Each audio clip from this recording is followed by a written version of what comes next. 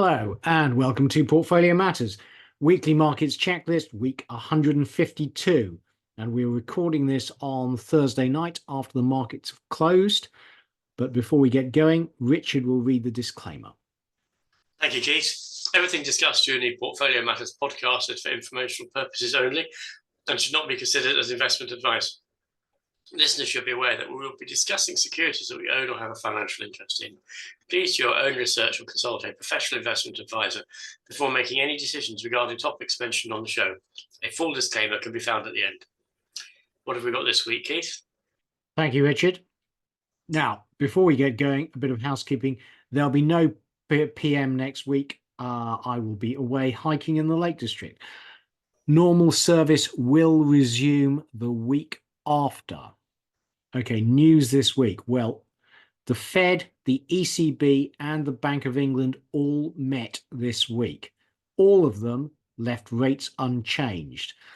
Jerome Powell, in his press conference, restated that although recent inflation figures in the US had come in slightly higher than expected, he thought that was largely seasonal, and he still expected to make 3 rate cuts this year. Gold and equities both liked that. The Bank of England left rates unchanged as well. The difference this time was that there were 8 votes for leaving rates unchanged, 1 vote for a cut, none for a raise. So UK interest rates have definitely peaked. As you will see when we go through the data, inflation is on target to hit 2% by mid-year. The ECB also left rates unchanged, and Christine Lagarde did not commit to any rate cuts. The Swiss central bank also met, and it unexpectedly cut to 1.5%. The Bank of Japan also met. It raised interest rates to a range of 0 to 0.1%, which counts as tight monetary policy in Japan and ends years of negative interest rates. Bitcoin has had a volatile week. Has it peaked? So this is the Fed's dot plot. You forgive the crude graphic from John Authers at Bloomberg, and you'll see that the only change since December is that no members now consider the possibility of 6 rate cuts this year, and fewer consider the possibility of 4. The consensus is very much 2 or 3. And this is the latest probabilities for the Fed rate cuts as backed out of bond yields. And you'll see that the market now thinks there's a 97% chance that the Fed starts cutting by September. This is Japanese interest rates over the last 25 years. In that period, the highest they've ever been is 0.5%. The Japanese 10-year bond yield didn't rise. It actually fell on the back of the interest rate rise, and the yen kept on falling against the dollar. So markets were not impressed. They didn't think the rise in interest rates was enough to support the yen. And we've talked previously about how Japanese inflation actually had been falling back, and wage rises had been below inflation over the last couple of years, which led us to question whether the rise in Japanese inflation was sustainable. Well, the latest wage rises are high, 5%. And so actually, it looks like wage inflation may have just been delayed in Japan, and now actually inflation may be sustainable. In China this week, the authorities have charged Evergrande, the huge property developer, with $78 billion worth of fraud. So they overstated their revenues in the years to 2020 by 78 billion, which is an absolutely enormous number, would make it one of the largest frauds in history. And what they appear to have done is their business model was to take deposits prior to building the flats. And the question is that revenue? Because they haven't actually built anything yet. You should recognize revenue when you have built the flats. But actually they recognized it as revenue before they'd done anything. So the regulator has now gone back and decided that that wasn't revenue at all. Reminder, Evergrande shares were an absolutely terrible investment, as we discussed when we first started this podcast, frankly. And this is Bitcoin. Bitcoin had a volatile week. And on to this week's economic data, Richard. Thank you, Keith. We've got a little summary here which shows, and we just discussed a lot of this last week. So the UK is weak, but is suggesting a bottoming. The EU is actually in the same position, and the US is what we think is remarkably strong. Are there signs the rate of growth is slowing? There are some, but there are some signs that suggest it's not slowing. And with China, we think it's really difficult to tell because of the quality of the data that's coming out. Yeah. So it is, however, it is genuinely likely weak because of the difficulties they've got in the property sector, which is 30% of their economy, or certainly was 30% of their economy a couple of years ago. So in the UK, UK CPI month on month was 0.6%, a little bit lower than consensus expectations, and continuing to gently fall year on year. Yeah. So the thing is, we've discussed this previously, but a lot of the inflation in the UK is very seasonal and becomes between February and May. Now, last February, month-on-month inflation was 1.1%, and therefore this year's 0.6% meant that annual inflation fell by 0.5%. Over the next 3 months, last year we had a total of 2.7% inflation in that period. The inflation over the other 9 months to February was a total of 0.7%. So as long as inflation averages 0.4% a month or less, we should be on target to hit 2%. Interesting. This is the CPI year-on-year figure, which, as Keith has just explained, is affected by the monthly variations, but it is continuing to fall, sharply. UK core CPI month on month, again lower than expectations at 0.6%. Yeah, the trouble is, Richard, core CPI is not on track to hit 2%, because in the last 9 months we've had 1.7% in total. Yeah. So there's no chance that we're going to have just 0.3% over the next 3 months. Reminder that headline CPI is going to really benefit from the fall in energy prices in April as the energy cap comes down, and that will be excluded from core. So as the core CPI year on year, 4.5%. Again, it's falling, but it's it started falling late, and it's not falling as fast as Keith says. That is too high. And this is to show that the UK is no longer an international outlier in inflation. If you remember, our inflation figures appear to be much worse than any other country, depressingly so. But we are no longer in that position, which is good news. So CPI, goods, services, and core annual inflation rates for the last 10 years show that the service inflation is the one that is falling least at the moment. It is falling, isn't it? But it's falling least. Yeah, it's falling. Actually, it is barely falling. Yeah. So it didn't rise as much as goods inflation, but goods inflation has collapsed. Yeah. Service inflation remains a very worrying 6.1%. Food inflation is coming down and continuing to fall quite rapidly over the last few months, which is obviously very good news for everybody. I have a slight sort of caveat in the back of my mind that a lot of people are talking about how commodity prices are they've been flatlining for a year, and they might start picking up. And obviously, if that happens, that's going to have an impact on inflation figures. So this chart shows the contribution to annual CPI inflation in February 22 to February 2024.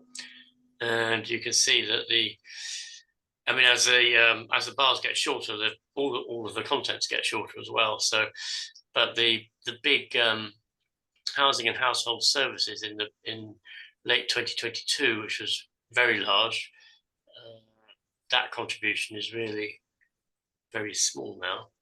Yeah. Yeah. Is it negative even? Yeah. It is, yeah. But it's all restaurants and hotels and recreation and culture now. Yeah, transport has dropped out as well. Yeah. So month-on-month RPI is on expectations. Falling still, but month on month is 0.8%, which was actually slightly worse than expectations. Yeah, again, got that sharp decline. UK PPI month on month, prices dropping 0.4%. Yeah, this is really good news. Yeah. Suggests continued. Actually, this is deflation, not just disinflation, deflation. And PPI input year on year has fallen below zero and is staying below zero. It's been there for a couple of months now, hasn't it, Keith? Yeah, for a while. This is great news. Suggests, input price pressures continue to be very subdued. Yeah. But output on month is 0.3%, which is like annualized at 4%. Although that chart is quite a sort of lumpy chart depending on which month you're looking at. Yeah, but given that input prices are really weak, then you would hope that would be passed on to the consumer. But it looks like actually companies are raising prices and rebuilding margins would be a polite way of putting it. Yes, price gouging. PPI output year on year is just sort of a little bit above zero. Yeah. But yeah. Absolutely nothing to worry about, actually. Yeah. Collapsed. Yeah. The public sector borrowing requirement, excluding banks, was 8.4 billion, which is quite a lot worse than was expected. At 6 billion. The single blue bar on that previous chart, Keith, showing the January tax receipts. It's very sad, isn't it? Yeah. Once a year, the government makes some money. Small surplus, yeah. Yeah. And UK S&P Global Manufacturing PMI is popping back up to nearly 50. So nearly. Yeah.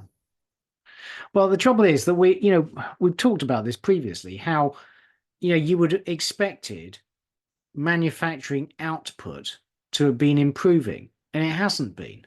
There's been just very little relationship between the manufacturing PMI and output. So, clearly they're feeling better about themselves. Whether that will translate into higher activity remains to be seen. Yeah, no, that's right.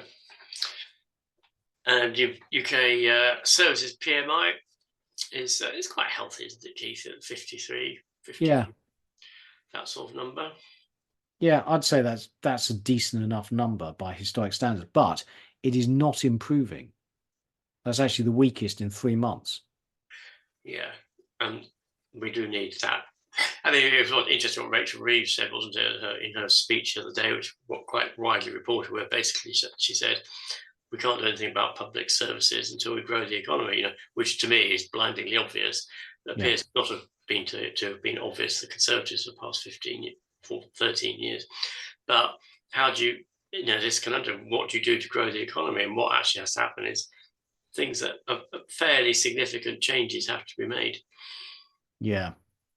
I thought you were a natural Conservative voter, Richard. Is that a party political broadcast on behalf of the Labour Party? Yeah, I'm a natural Conservative voter, but their handling of the economy has been appalling. Unforgivably bad, I think. What do you think, Keith? Well, I completely agree with you. But they've been populist. They haven't. The trouble is that, Thatcher whether you like or loathe it, she made hard decisions. Yeah. She didn't just spend money; she also cut expenditure. Like the current Conservative Party, they don't make the hard decisions; they just throw money at problems. Yeah, they're a bunch of charlatans. Anyway, composite. Oh, sorry. Easy change. So the UK Global Composite PMI, the average of those manufacturing and service at just about 53. Again, not unhealthy, but we do need to see these numbers growing significantly for the economy to be growing. Yeah. And the reality is the economy is not growing. Yeah. So, the composite, you look at this and think, oh, the economy is doing okay. If you compare that with 2019, it's better than most of 2019 when the economy is, growing. Well, it was doing averagely well. Whereas now we know that actually we've been in a technical recession for the second half of last year. Yeah. So it seems the composite PMI seems to be currently overstating the strength of the UK economy. This is true. Yeah. There's the Economics Price Index, which is a little bit better than it was last week, whatever that means. And Indeed jobs chart, continuing jobs postings on Indeed, continuing that downward trend. Yeah, certainly no recovery, just gently weakening. UK trueflation starting to step up, actually, 3.2%, and there's a little bit of a trend of it being higher now.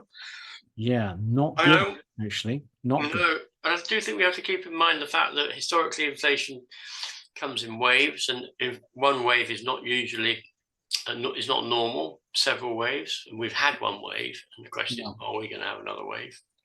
That's a good point. Okay, this chart is quite complicated. What it shows is the pay growth by the wage decile at the bottom, or percentile at the bottom. And so in the period 2015 to 2022, workers at the lowest end of the pay scale received the highest real hourly wage growth. And so you had redistribution. When you go to the period 1980 to 1998, it was before the minimum wage, it was the other way around. So workers at the highest end of the pay grades got the highest real earnings. And so this chart is showing that the minimum wage has worked in boosting the incomes of low-paid people compared to the rest of the working population, and can therefore be considered a good thing. So UK inflation is continuing to fall. It remains on track to fall to 2%, but with the caveat that something doesn't come along and disrupt this, i.e. commodity prices or something. So I'm a little bit, I'm not complacent about this. I think things can go wrong. Trueflation is rising. We've got a bit of manufacturing strengthening, services not really growing. The UK economy needs to grow, but we are in this recession. So, yeah, the Bank of England is cautious, and we're not expecting rate cuts anytime soon. Yeah. Okay, thank you, Richard. On to the EU. So we had PMIs for Europe, and actually it was the opposite picture to the UK. So the manufacturing PMI, which was already quite weak, got worse. Massively missing expectations. Expectations were for it to improve. It didn't. It fell back. The services PMI, which unlike in the UK is pretty weak, strengthened to 51.1, beating expectations. As a result, the Eurozone economy continued to slowly crawl their way back to neutral. And in the case of the Eurozone, that appears to be actually a decent enough reading of the economy. The economy has been weak and is certainly not above 50, whereas in the UK, the PMIs have been above 50, where the economy has been weak. In the Eurozone, PMIs seem to accurately portray a Eurozone economy which has been weak. The ZEW Sentiment Index, which is a survey of economists, leapt to 33.5. So economists are feeling better about the Eurozone economy, and that is a good number. But it's been positive now for quite a long time, whereas the Eurozone economy has been weak. Really good news for the Eurozone is that the labour cost index came in well below expectations. So it had been expected at 4.6%, came in at 3.4%, well down on Q3. So wage pressures in the Eurozone appear to be easing. Eurozone inflation is coming right down. Frankly, there doesn't seem to be any inflationary pressure at all in the Eurozone. The construction output actually rose in January, up 0.5% month on month, up 0.8% year on year, which was below expectations, but construction has been rising for 2 months in a row, and the December number was revised upwards. Current account, still massively positive. So the Eurozone is very successful exporter still. Economic surprise index, very positive. So the Eurozone economy is still weak, but has been surprising to the upside. And in summary, the PMIs for March showed manufacturing weakening again, but services in general recovering. Overall, the Eurozone economy remains weak, but appears to have bottomed. Construction activity appears to have bottomed, but again remains weak. And the labour cost index shows wage inflation falling quite quickly. Bottom line, Eurozone economy is weak, but appears to have bottomed, and there's no inflationary pressure. Frankly, I think Christine Lagarde should be considering rate cuts fairly shortish. On to the US, Richard. Those US export prices month on month, up to 0.8%. And year on year, export prices are starting to climb, but they're still negative. So still below zero. But obviously, prices going up for exports. Import prices month on month, 0.3%, which is like not very much, I guess, really. And if you look at those bars, you can see there's no pressure there. And year on year, import prices are still negative, although climbing gently. Yeah. Month on month industrial production was very slightly up in February. Yeah, again, the manufacturing PMIs have been improving, and then you actually get the production numbers. That is really, nothing. Yeah. 0.1%. Yeah, very small.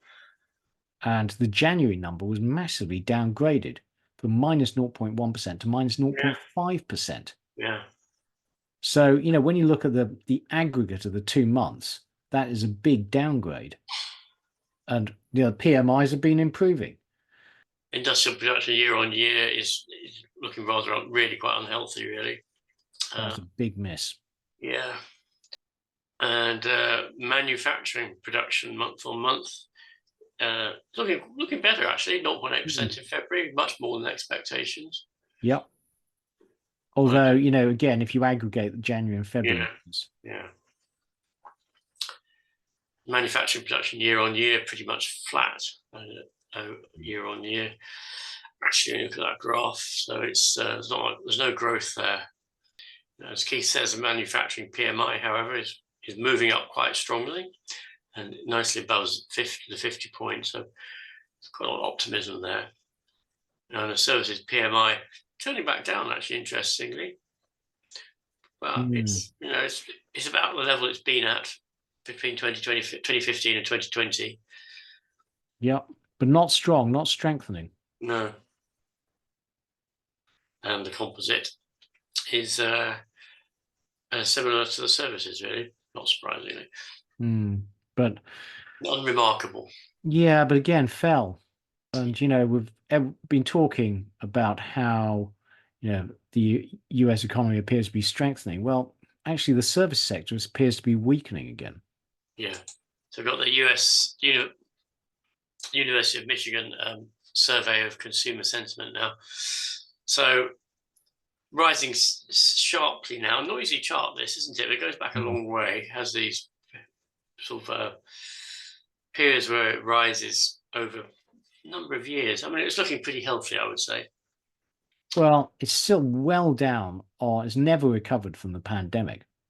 No, but it's moving in the right direction fairly sharply on the scale of this. So yeah, and that, I mean, this is one of the problems that the leading index has, in that, it's well, consumer sentiment is well down on pre-pandemic levels. So if you look at it in absolute terms, the consumers look miserable. yeah.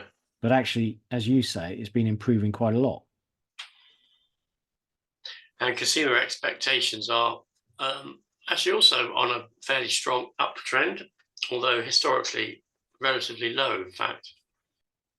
And current conditions on a nice uptrend, but historically definitely low.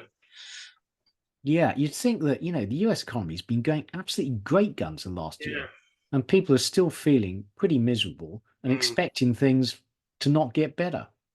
The University of Michigan 1-year inflation expectations came in on expectations at 3%, unchanged from February, and similar story for the 5-year inflation expectations, 2.9%, still higher than the Fed would like.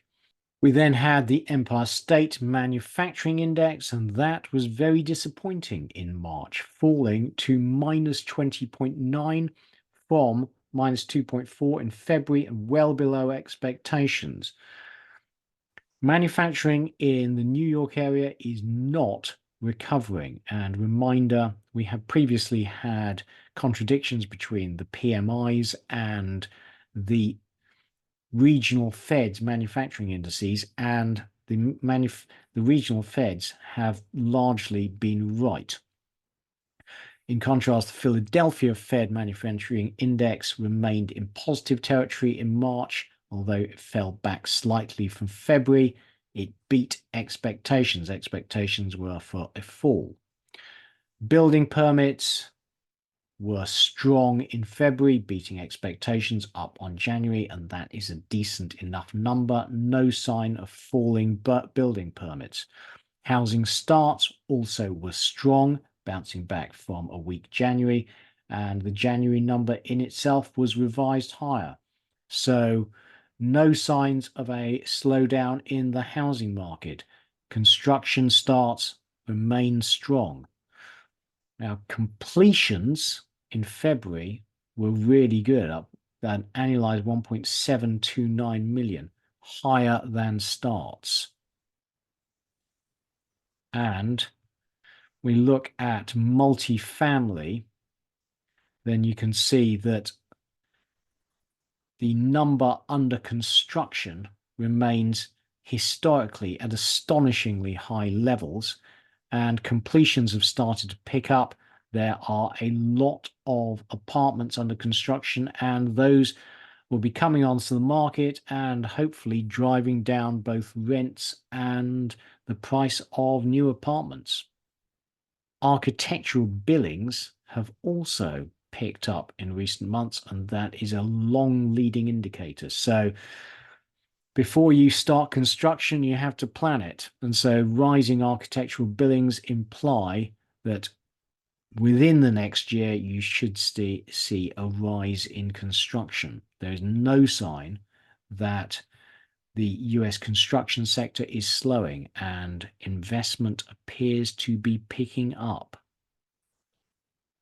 Existing home sales also showed a bounce to 4.4 million, well up on January, above expectations. And that is also good news, because when people move house, they buy new white and durable goods and new home furnishings, etc. That's a key driver of the economy. Although, obviously, the economy has survived the big drop in home sales over the past couple of years. Now, the month-on-month change in the Conference Board leading indicator in February turned positive for the first time in a long time, beating expectations, although it remains weak. Now, if you look at the components, you'll see there was a broad-based upturn. Building permits, hours worked, manufacturers' new orders, etc. They were all positive. So it looks like a broad-based upturn in the leading economic index. Although in absolute terms, it remains weak and should be signaling a recession which frankly has not appeared. So it looks like the leading economic indicator has falsely forecast a recession this time. Redbook retail sales grew to 3.4% year on year. That is a decent enough number. 30-year mortgage rate at 6.97%, rising again.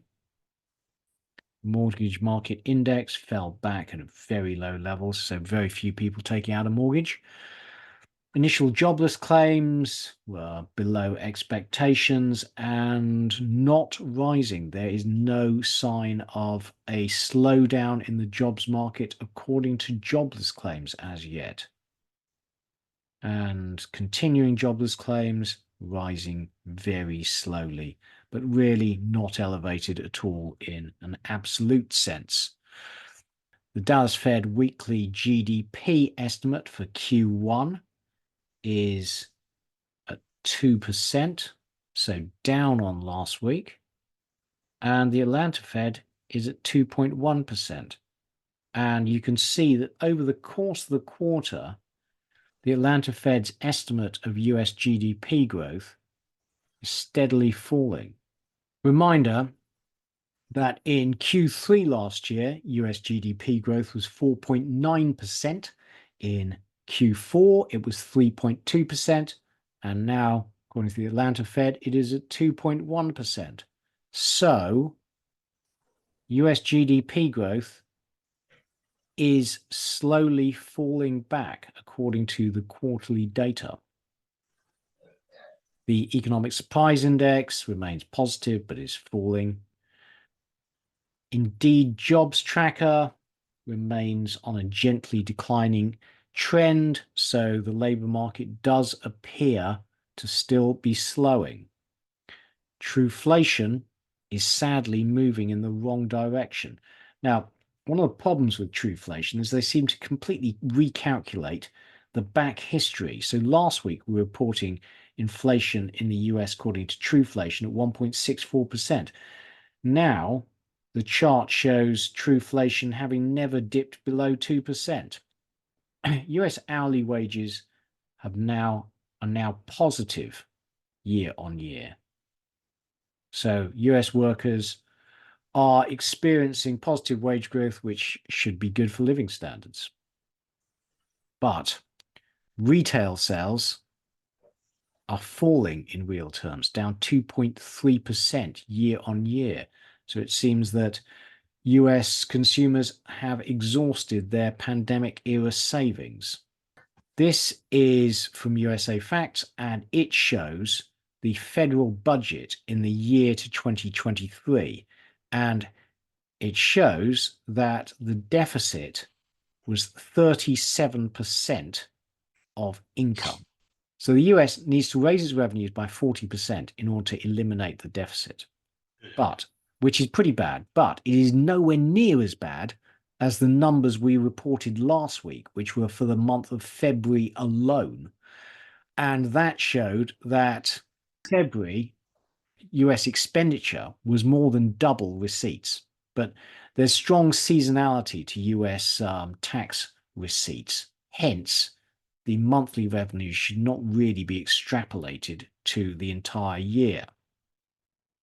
So in summary, the March PMIs show US manufacturing recovering and returning to growth, but service activity weakening slightly. Overall, there was little change to economic activity. The US housing market continues to show resilience.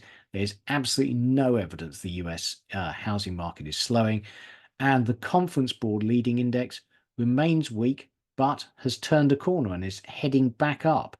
Now, frankly, over the last year, the leading economic index has been an incredibly poor indicator of what's going on with the US economy. As I stated earlier, in Q3 last year, when the leading index was heading south rapidly, the US economy was growing at 4.9% annualized. So, so anyway, bottom line is the US economy is currently strong, but not as strong as it used to be. On to China, Richard.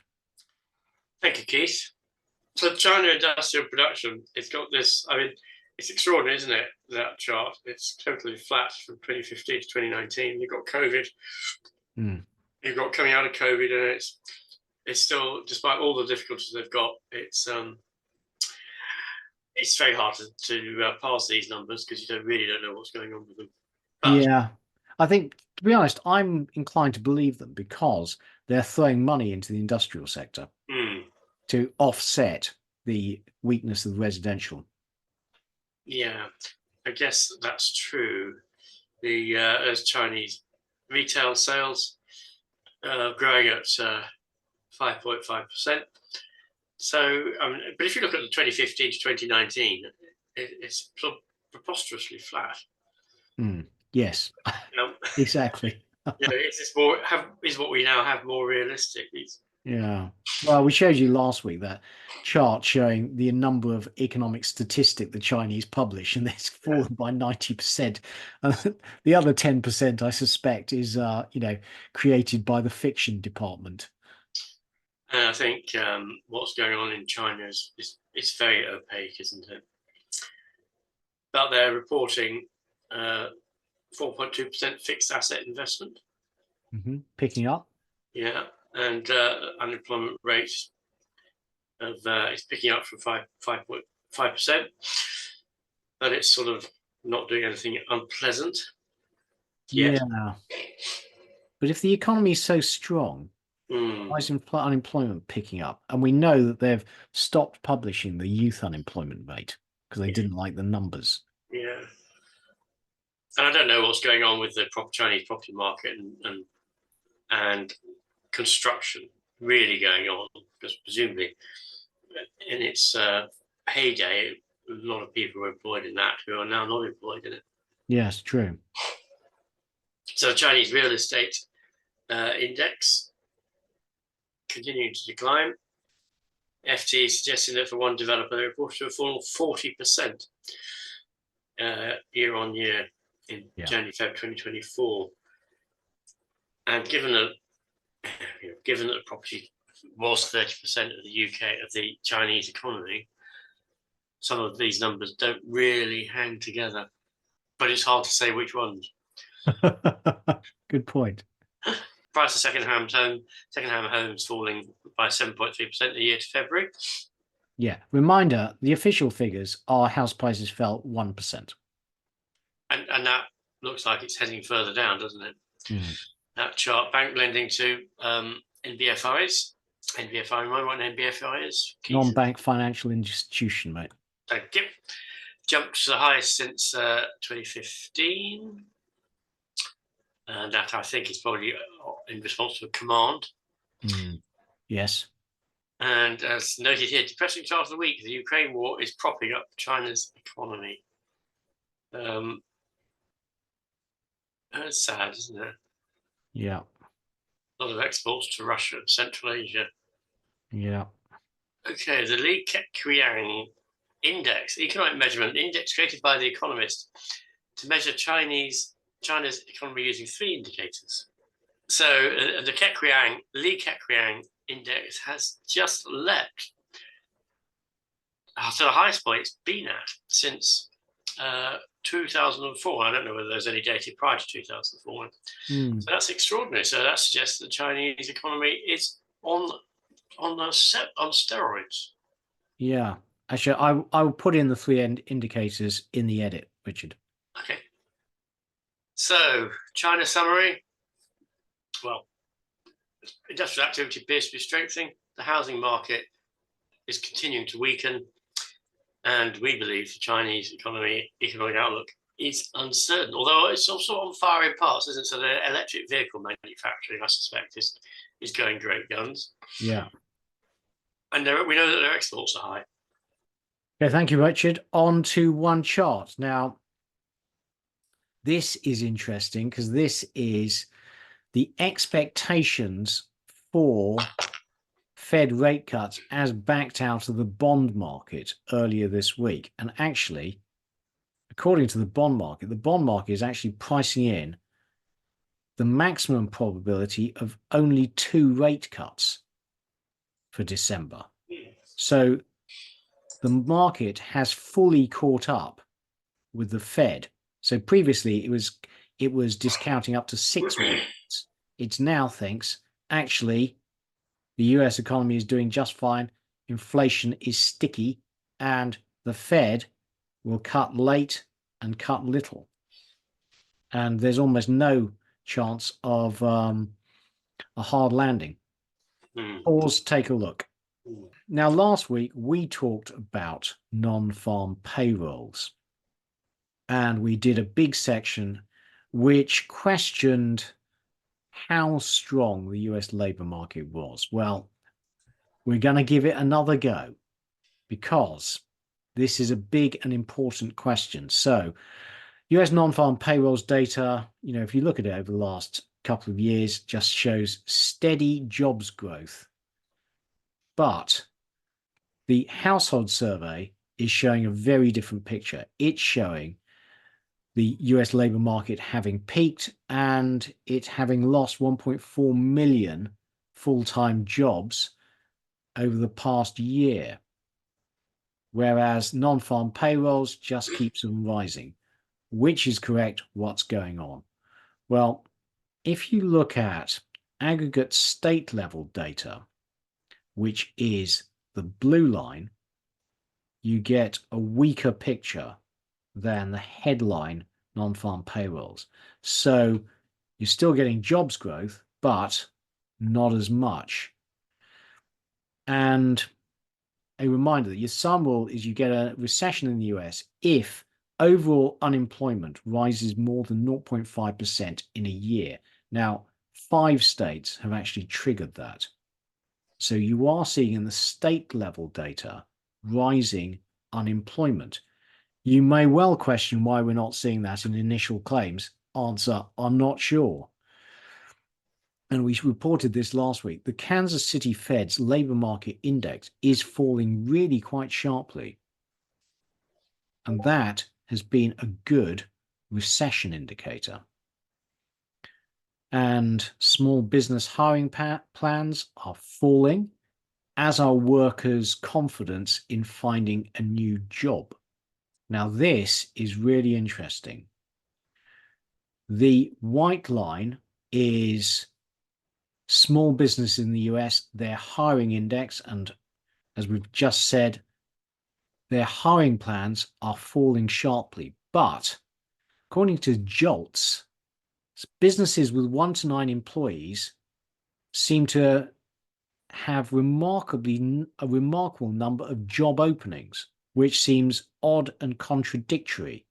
And if we look at total job openings, you'll see that job openings for large businesses have fallen right back down to 2018 levels on a steady downward trend, whereas job openings for tiny businesses keep on rising. Is that right? That seems very odd, particularly given the NFIB survey, which shows small business hiring plans are dropping. And so as a result, you see that the share of job openings from tiny businesses is going through the roof to new highs. Really? Temporary hours are down 12% year on year. Temporary employment is down 23 months in a row. And non-farm payrolls employment is now 3.8 million higher than indicated by the household survey. So the gap between the two is really odd. And if you look at the household survey, there's been a drop of 1.8 million full-time jobs since its peak last year. And the employment to population ratio appears to be falling again, suggesting that jobs growth is not keeping up with population growth. And if we look at just California, well, the green line is the Bureau of Labor Statistics estimates for jobs in California. And then when they re-anchored it to claims, as they do once a year, they massively downgraded it. So they now think that in the year to September 2023, California created just 50,000 jobs, down from initial estimates of 325,000. Reminder that non-farm payrolls is based on a survey of employers, and it's a sample, and by definition, they won't have that many small businesses. There are millions of small businesses in the US. And so you do have to wonder whether there's a sampling bias in their data set that is causing them to overstate the jobs growth plans of small businesses. Now, this is from the California data and shows the changes between the initial estimate and the final numbers. They've decided there's far less jobs growth in professional services, leisure and hospitality, etc., where there was jobs growth was in health and government.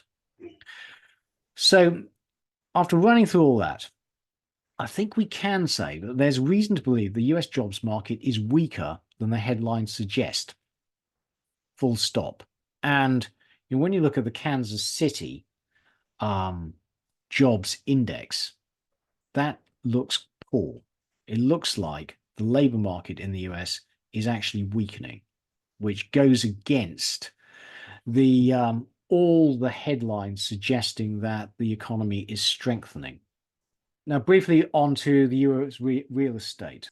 The National Association of Realtors had been sued in the US because they're for price fixing.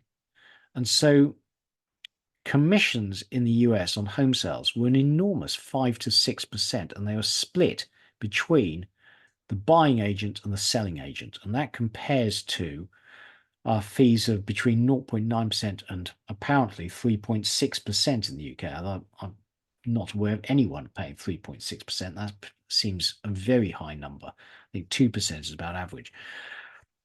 So the agreement they've come to essentially means that there'll be less of an incentive for selling agents to have to split the fees with buying agents. And fees are likely to fall, which is great news for the US consumer. There are 1.9 million people employed in the US real estate sector. And halving of fees will surely mean jobs losses in that sector when the agreement comes into force, purportedly in July. And on to Inflation Watch, Richard. Thank you, Keith. So just one data point for the UK this week, 3.4% for CPI, which is inflated down, 4.5% for core and 4.5% for RPI, so all down. And that makes making the Bank of England's job a little bit easier. And economists are forecasting that inflation will continue to ease, and they are expecting immaculate disinflation with no rise of unemployment. And we all know what we think about economists' forecasts, don't we? Because you cast your mind back 2 years, what economist was forecasting inflation. So they're very much backward looking, their forecasts, in my view. US sticky price inflation is rising, and I think that's the reason that the Fed is concerned not to reduce interest rates too quickly. And if I were the Fed, and clearly I'm not, if I were Andrew Bailey, and I'm clearly not, I would be very wary of assuming that inflation is now done, because, as I said earlier, historically there are waves of inflation before it is resolved. And to assume there will not be a second wave of inflation, I think would be foolish. So hopefully there isn't, but if you assume there isn't going to be one, then you will get your policy, your interest rate policy, completely wrong. Yeah, and the UK, I think April is a crucial month. I think in April, we get on the positive side, the energy price cap comes down, which should reduce inflation. But also, the new financial year, you tend to get a lot of companies raising their prices to compensate them for historic inflation. Yeah. So let's see what happens in April in the UK. Yeah, that's very true, Keith. So core goods inflation has dropped everywhere, as you can see from this. So, I mean, we've discussed this, and basically the general inflation trend right now is quite sharp. It was quite sharply up, and it is now quite similarly sharply down, with different types of parts of the economy experiencing slightly different behaviour. But services, the experience of the services sector is that there is a lot more inflation around there than there is in the in goods, and yeah, I don't know whether that will. Well, the thing is, in an optimistic reading of this, Richard, I would say that workers tend to demand wage rises to compensate them for historic inflation. And so you get a spike in, let's say, energy prices after the Ukraine war, and food prices sends inflation up with a lag. In the subsequent wage negotiations, workers demand wage rises to compensate them for the fall in their living standards. That then, with a lag, gets reflected in the prices of personnel heavy industries such as the service sector. So you'd say that service sector inflation is just a heavily lagged effect of the original spike in inflation. Yeah. And hopefully that should come down. But, in the case of the UK, I mean, it's striking here how sticky UK services inflation is compared to the Eurozone or the US, where it is definitely coming down. In the UK, slow. Yeah, that's very true. And UK inflation has long missed the 2% target, and governors of the Bank of England have regularly had to write to the Chancellor and Exchequer explaining why their performance has been so lamentable. Are we actually finally approaching the 2% target? Well, time will tell, won't it? But we'll see. We'll see. Well, what's remarkable is over that period, interest rates were very low and we had QE. But actually, inflation was consistently higher than the 2% target. These graphs are actually quite interesting, isn't it? They show that what's happened in previous inflationary episodes, in the ups and the downs. And the chart is in blue, so you can see in the Eurozone, the headline inflation rose more quickly and is falling faster than historical episodes. And possibly the same thing in core, possibly not. It's not so clear in core at all, but it is in headline inflation. So yeah, what this doesn't do, of course, it doesn't show the wave-like nature of inflation, past inflation periods. It simply shows what happens with individual spikes. Yeah, but the ECB have done an analysis of the rise in Eurozone inflation, and they put it almost entirely down to a supply shock.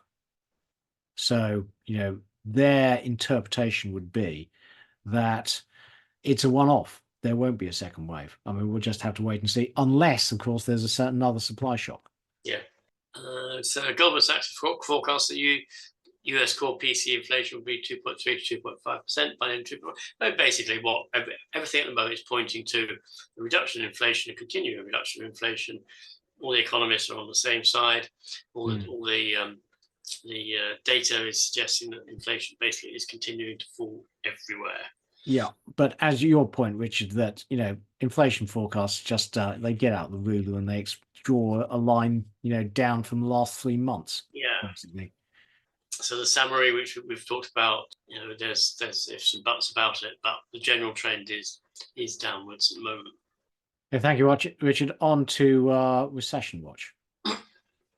So this is a breakdown of spending growth in the US and where it's come from. And you can see that in the last 2 quarters of 2023, spending was supported by dissaving.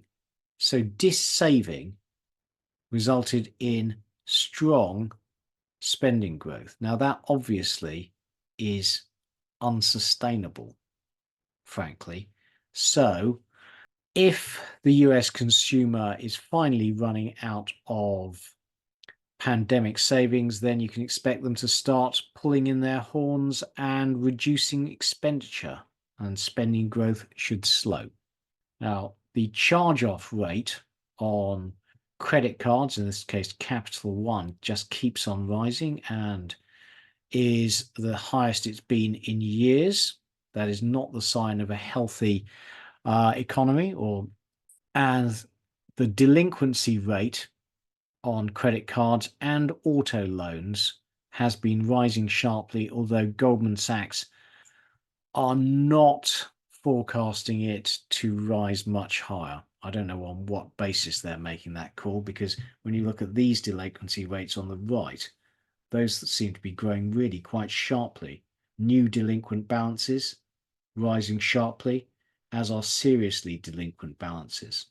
And as a further sign that some consumers, at least in the US, are seriously economically distressed, this is the number of percentage of workers with pension plans, 401ks, who have withdrawn money from their pension due to economic hardship. And you see that it has risen steadily and is now the highest it's been since pre-pandemic.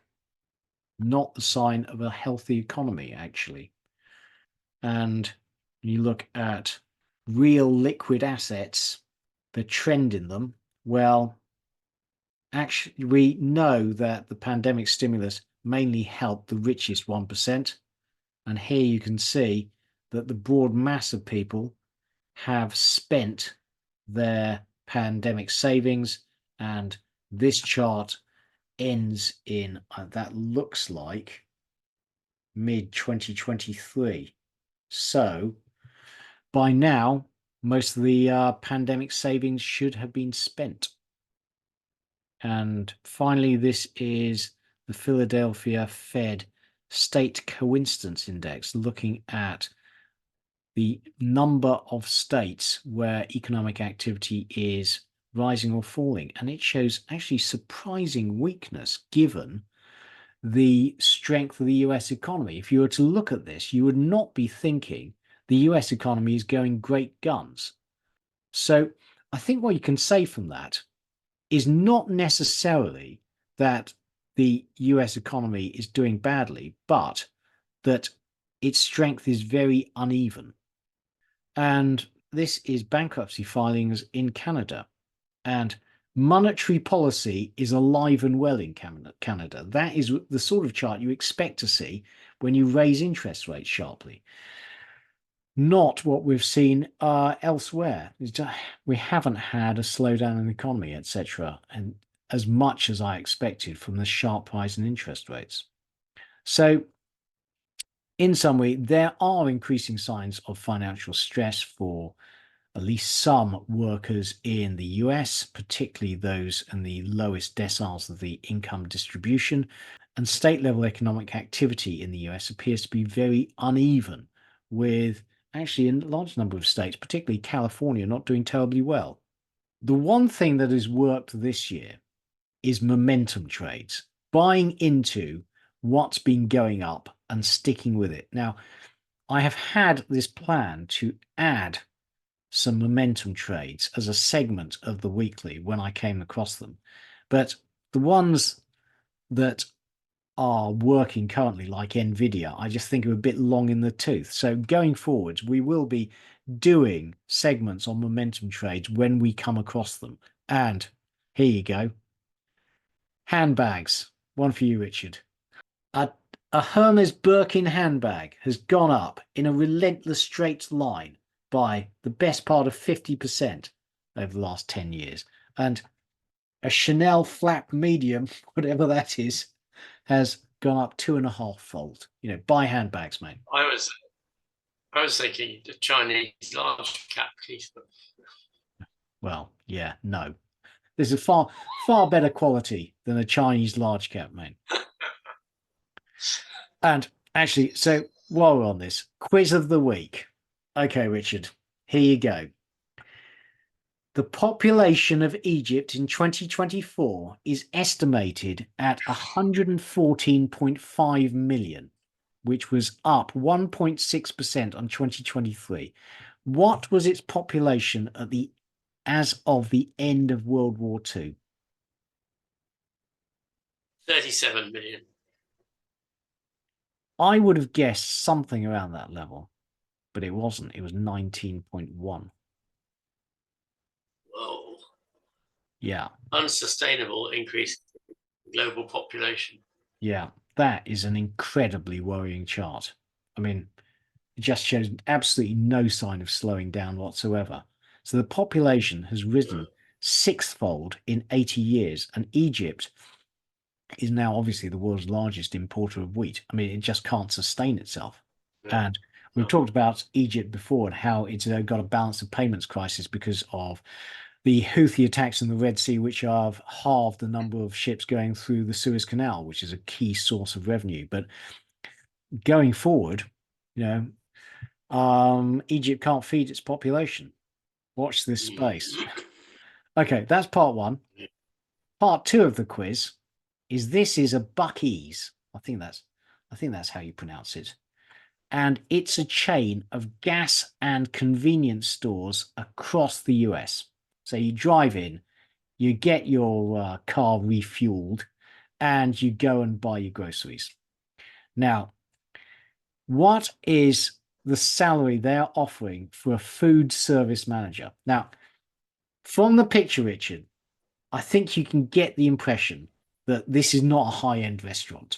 Okay, so I take it the food service manager is he manages a fast food joint essentially at a Buc-ee's. $35,000, Keith. I think That's my guess. I think you're going to have to go up higher than that, mate. Should I double it? Okay, $70,000. $70,000. Yeah. Okay. So to put that in perspective, you're talking about like 60 grand UK, which is a professional salary. Yeah. Yeah. You ready for this? I'm ready. 150 to 175 grand. Whoa. That's extraordinary. That is absolutely mind-blowing, isn't it? 3 weeks paid time off as well. So, I mean, that's just absolutely mind-blowing. This was posted. Yeah, but it appears to be real. I mean, in which case you have to think that surely wage inflation has peaked. I mean, that's just extraordinary. I am very, very surprised. Yeah. Well, there we are. Well, I know what my next career move will be. Exactly. We should all move to the US. I mean, that is 120 grand to be a fast food manager. It is. Yeah. It is extraordinary. Right. Moving on. Other charts, Richard. People don't want to buy electric cars. It's called range anxiety, isn't it? And price. Yeah. Nobody wants to buy electric cars. They're having we reported previously how the dealers were stocked full of inventory. Well, they're trying to shift the inventory, cutting prices by 25%. So, why on earth is Tesla on a P ratio of 60? Explain that one. Oh, look at the strength of the US housing market.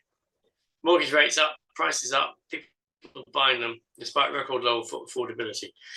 they don't want cash because America's debased cash so fast. People are sticking it into real estate because I think it's safe. Maybe. Yeah. Oh, just amazing. Just, rising interest rates, record low affordability, and, the house builders are still building and people are still buying houses. I mean, how? I just don't understand it. Same in London, actually. We're old, Keith. So in reality, I don't think it ever did have a peace dividend. It just thought it had one. And now it's got a huge amount of catch up to do. Yeah, agree with that. So some good news. Good news of the week is that Liverpool is planning the world's largest tidal power plant, which you can see in the picture here. And they're planning to build this dam across the tidal flow bay or whatever. And it will, as the tide rushes in at high tide, it will generate power. And again, when the water rushes out at low tide, and it should be enough to generate power for 1 million homes. And it has entered phase 3 concept development, whatever that means. Apparently, formal planning permission will proceed shortly, but the UK will potentially have the world's largest tidal power plant. Good. Excellent. And onto equities, Richard. Thank you, Keith. So, well, this is sort of like looking like the last 8 weeks or something, the last 10 weeks. FTSE all world equity index continuing up. The FTSE all share index, actually, look at that, 4,700. It's slightly up. Yeah, absolutely. Leapt is now up 1.6% on the year. Fantastic. The Euro stocks is doing what the world index is doing. Yeah, we've talked about this before. I'm just absolutely mystified. The Eurozone has got very high interest rates, highest interest rates it's ever had in its 20 years of existence. And the economy is doing rubbish, but, the equity markets are off to the races. No idea. Yeah. S&P 500 doing the same thing, 10% year to date. Yep. New all-time high. Yeah. NASDAQ, 9.5% year to date. Russell 2000, a mere 3.7 year to date, but still doing jolly well. And the Hang Seng is fairly mediocre, actually. It's even worse than the FTSE. The Topix up 18% year to date. Yeah, amazing. Bitcoin, as Keith said, it had a really sharp spike up, didn't it? And now it's sort of going back down the other way. So it is very volatile. I don't think it has peaked personally, but I don't hold a strong view on it. Well, I read the book on Sam Bankman-Fried and FTX. The trouble is, it'll be great until it's not, and then I think it will just disappear in a puff of smoke one day as they finally discover that Tether, actually doesn't have any assets, which everyone knows, but nobody seems to care about. You're such a cynic, Keith. Yeah. Oh, Bitcoin energy value, look at that. It's worth all the energy that's gone in to make it. Yeah, well, not quite, actually. That's quite an interesting chart. Well, it basically shows that they have to sell them for what they can be, what the reward is for doing the blocks. Yeah, which makes sense. Otherwise, there's no economic sense in doing the blocks. Yeah, exactly. So this Bitcoin remains just a huge ecological disaster, frankly. Well, that's why they're building the barrage, Keith. I mean, be fair. Yeah, ETF flows. Because these ETFs have recently been licensed, there's a lot of money going into Bitcoin ETFs, which have caused one of the reasons for that spike up. The pound is really the dollar index is basically moving between 100 and 107. And so the pound and the euro are also moving within the same ranges until something changes. So we have the euro doing basically the same thing. Mm. It's very unexciting with it all in these ranges. There's the VIX. Well, there we are, back down again. So don't buy the VIX, wait. Yeah. And the euphoriometer, which is showing a great deal of euphoria. Yeah. Astonishing, actually. Worrying. So I've drawn in these lines showing the last time the euphoriometer hit these highs, and actually it's quite mixed. So in 2000, it would have actually timed the peak pretty well. Mhm. But then 2004, not really. Then 2018, not really. But then 2022, Mm. actually, yes. But a So much smaller decline then. yeah. So, but the speed with which it's gone from Yeah, hasn't it just? amazing. You heard it here first. Yeah, well, more on that later. And active managers' equity allocations are pretty high. Well, they're really high. So managers, everyone's feeling just super bullish about the equity market. And we did this segment, was it last week or a couple of weeks ago, where we were talking about the single best predictor of the equity market is people's allocation to equities. When they stick a load of money into equities, it bids up the price, and then you get low returns over the subsequent decade. And frankly, I think there's just far too much euphoria in the stock market at the moment. But this is a long-term process, isn't it, Keith? It's not going to Yeah. happen in the next week or month. No, precisely. In the next week or month, it could go absolutely anywhere. Equities, in the same vein as the last chart, equities seeing record inflows. Most of it going into tech, pushing up the tech prices. Yep. Yeah, and I thought Chat GTP really gave AI, didn't it, a kick, which then gave all the Magnificent 7 or Magnificent 4 in terms of the AI a real boost. Look, leverage ETFs trading, long versus short. So I did a short video on why you should never invest in leveraged ETFs for more than a short period. If you're interested, please find it, take a look. Basically, the maths are against you. If they go up in a straight line, great, you make a lot of money. If there's any volatility, you get stuffed. So you shouldn't hold them for literally more than a few days. So it's a chart showing investor sentiment and economic sentiment. Investor sentiment much better than economic sentiment generally. Yeah. That we'll have to know. And the Goldman Sachs sentiment indicator has hit an extreme. So yeah, exactly. exactly. All sentiment suggests that the market is too high, but that doesn't mean say it can't go higher. Yeah, absolutely. But foreign holdings of US financial assets, foreigners have piled in, all boosting it, and rising earnings, as we discussed last week, rising earnings expectations also helping the market up. Now we have earnings growth, which is looking less than healthy. Yeah, this is for Q1. Yeah. So it's been actually steadily downgraded. Yeah. In 31st December, they're expecting 5.7% earnings growth. Now they're only expecting 3.3. So you expect falling earnings forecasts to be leading to a falling stock market. And the forward earnings yields shows that relative bonds, equities are not cheap. No. So semiconductors hit another all-time high and higher than the dot-com. I mean, basically, the markets are going up. The rationale for it is not necessarily so obvious. Okay, thank you, Richard. On to commodities and commodity summary. So energy a volatile week, but oil ended up after Iraq pledged to cut production to meet its OPEC plus quota. Oh yeah, we'll wait and see what they do. Industrial metals were actually generally weak, although aluminium and iron ore both had a good week. In precious metals, gold hit a new high, but the rest of the precious metal complex was poor. So energy commodities, well, volatile week for crude, but Brent ended the week at 85.6, up 0.6% on the week, up 11% on the year. WTI was flat, up 12.8% on the year.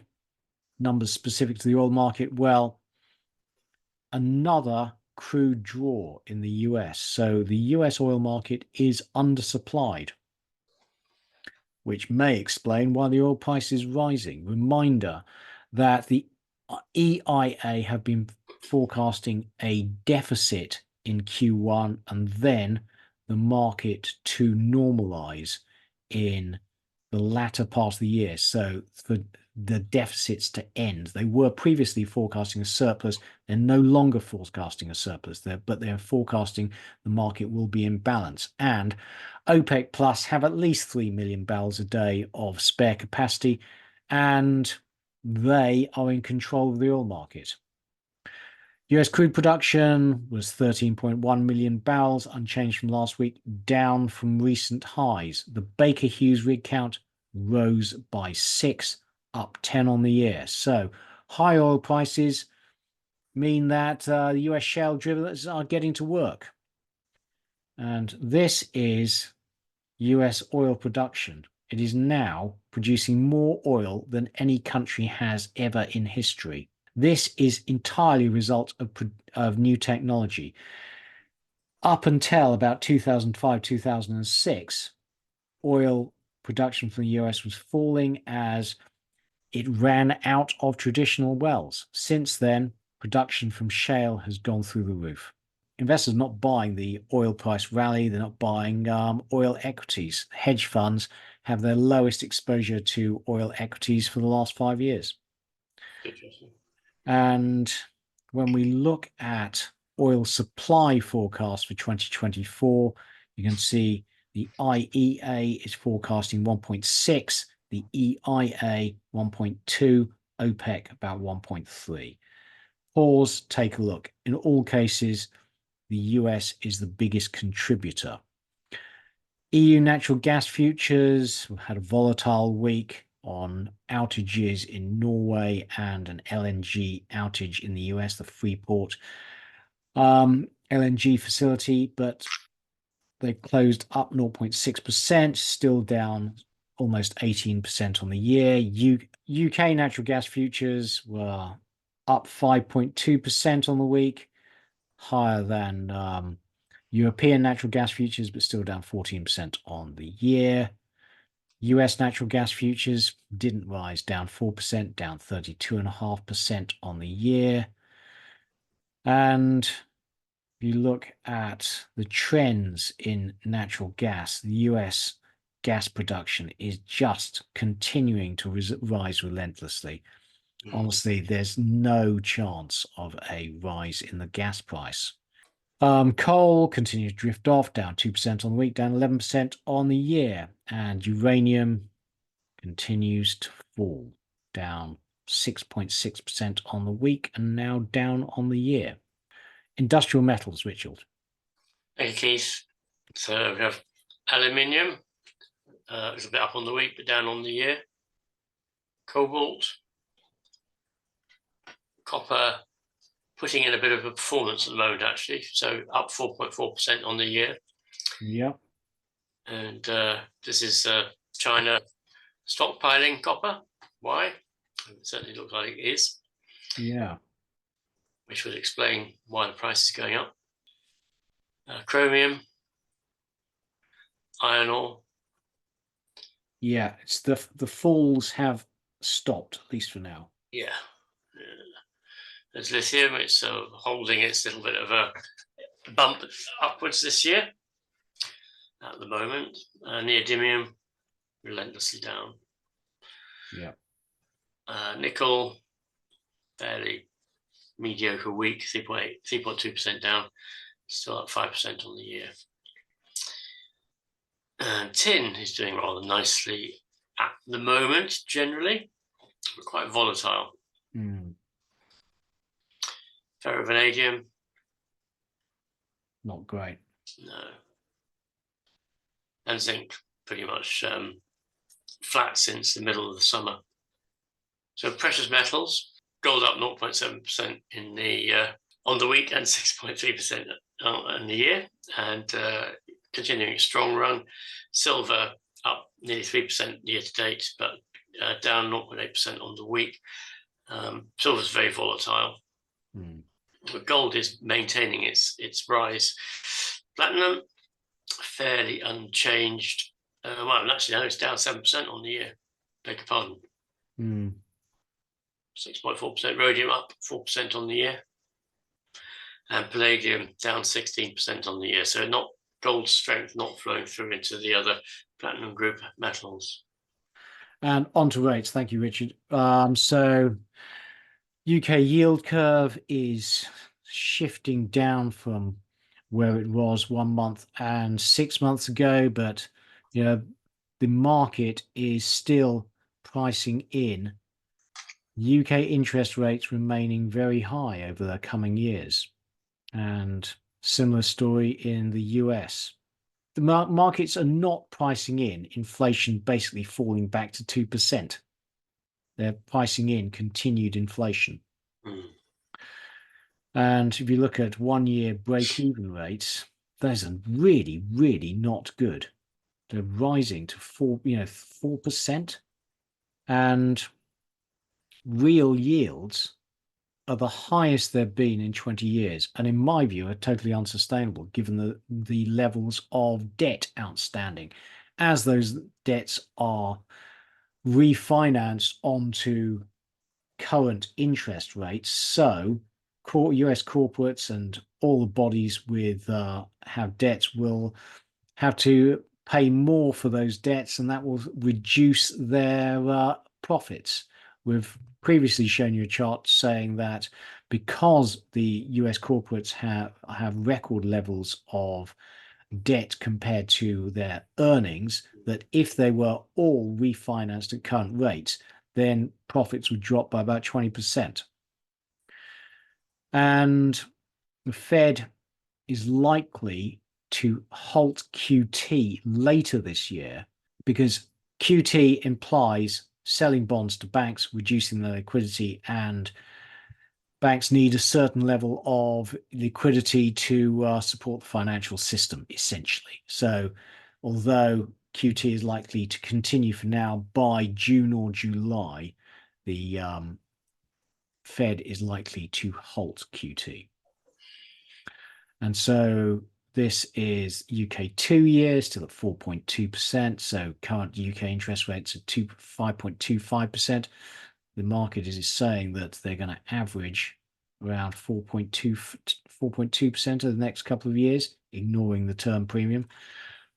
So market not expecting that many rate cuts in the UK. This is the 10-year, 4%, 30-year, 4.5%, still very high. US, 4.25%, not coming down. Market is worried about US inflation. German bond 10-year, 2.4%.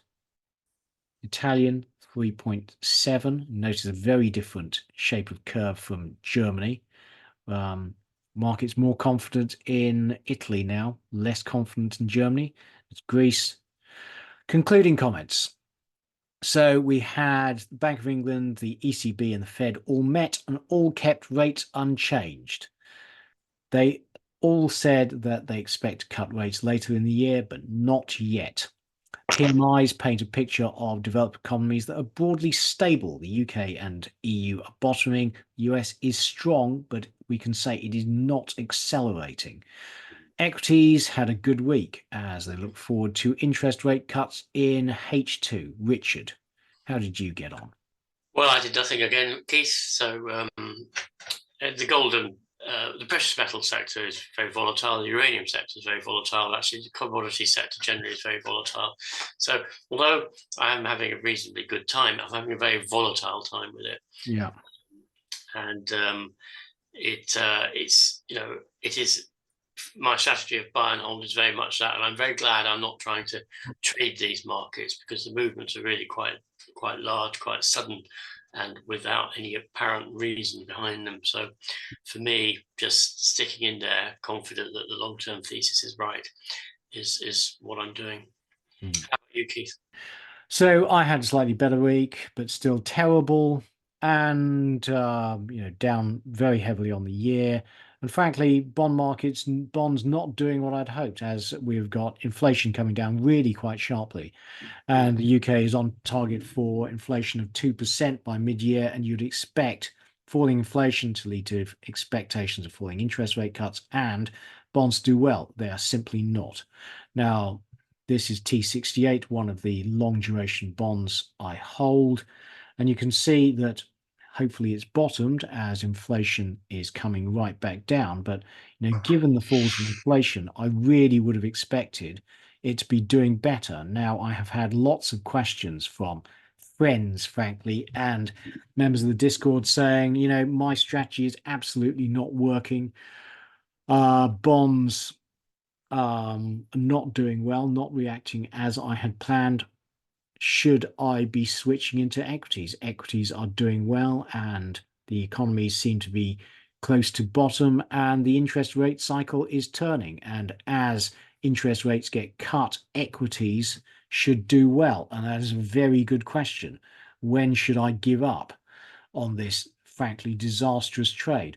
Well, let me just talk you through my strategy. So I historically have done very well out of the FTSE, despite the fact the FTSE, the all share, has not done very well over the last 25 years. And I've done well by actually being out of the market for long periods of time when I thought the market was overvalued. So I actually got out of the market in 1996 because I thought it was just .com was insane. And I missed out on that huge rise in the FTSE and the all share up to 2000. I got back in towards the bottom and I rode it until actually, again, getting out way too early in 2006. I then bought in way too early and watched my worst trade, Kazakh, miss for an example of how early I got in. But I then sold it all and made a huge profit that allowed me basically to not have to worry anymore. And I then sat out the whole period to 2016 in bonds, and I bought back in 2016, selling out in 2018, buying back in again way too early during the pandemic, and then had a great couple of years. Now, I obviously have messed this up because I was expecting higher interest rates to kill the equity market, and I like crashes. That's when I buy. The problem for me is the market has not crashed. Very high the rapid rise in interest rates has not killed the economy. But the one thing I've learned, actually, my strategy is just when people are euphoric, I just let them get on with it. I mean, I do not buy in when I don't believe in it. And when I look at, let's say the Euro stocks, which is off to the races, despite the fact that got very high interest rates and the Eurozone economy is not doing very well. And in the US, the broad mass of stocks, you could argue, represent decent value. It's just the Mag 7, which are extremely overpriced, but they don't represent good value. I like to buy in when there's blood on the street. And so actually, I'm going to go away and think about this, but my inclination is that just stick with what I've got. I've got, far too big holdings in long dated bonds, but medium term, I still believe that interest rates will have to come down and bond yields will come down when the Bank of England starts to cut rates. I am very wary of buying into equities when the Goldman Sachs euphoriometer has hit an all-time high. I buy when it's hit a record low. And so yes, it's been a disaster. Yes, you've watched, regular viewers will watch that I've completely messed this up over the last year, but now is not the time to fold and buy into a hand which I think is probably overvalued. Richard, any thoughts? Yeah, I agree. I wouldn't buy into the equity market now. I mean, it's very hard. It went up 40% last year. It's gone up 10, 12, depending which one you look at, 10, 15% this year. It's very hard, but at some point it's overvalued and it's difficult to know where and when. I think you've got to be really very, very, very careful of it. It's very difficult, Keith. Yeah. So, frankly, when it's shit, I'll buy, not when it's high. Yeah. Honestly. So, this could make a very tedious, my portfolio section for, frankly, the next few years. But, unless equities turn good value, I'm going to sit it out, So on that dramatic note, thank you all for watching. Please can you press like and subscribe to the channel. And it is goodbye from Richard Wheater. And it's goodbye for Keith Jordan. Goodbye. Goodbye. Full disclaimer. The material and information contained in this podcast is for information and entertainment purposes only and should not be relied upon for making a business, legal or any other decision. We may own or have a financial interest in any securities mentioned. Listeners should conduct their own research or consult a professional investment advisor before making any decisions regarding topics mentioned on the show. Whilst we endeavour to ensure that the information presented on the show is correct, we make no representations or warranties of any kind, express or implied, with respect to the podcast and website or to any information, products, services or related graphics discussed or presented in the podcast or website. Any reliance you place on such material is strictly at your own risk. You are solely responsible for the investment decisions you make. We will not be responsible for any errors or omissions in the podcast or website, including in articles or postings, for hyperlinks embedded in messages, or for any results obtained from the use of such information, nor will we be liable for any loss or damage, including consequential damages, if any, caused by a reader's reliance on any information provided by the podcast or website. Please do not listen to the podcast if you do not accept self-responsibility for your actions.